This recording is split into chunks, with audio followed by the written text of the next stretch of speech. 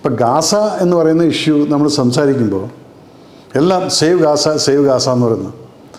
ആ സെപ്റ്റംബർ 27 ആ ഡേറ്റിൽ നിങ്ങൾ കണ്ടതല്ലേ, അവന്മാർ പാലസ്തീനിൽ ഇവിടെ വന്നിട്ട് ആ ടൗണിൽ വെച്ചിട്ടൊരു നിരപരാധിയായിട്ടുള്ളൊരു കുട്ടീനെ വലിച്ചുകൊണ്ട് പോയിട്ട് റോട്ടിട്ട് റേപ്പ് ചെയ്ത് വെടിവെച്ച് കൊന്നു.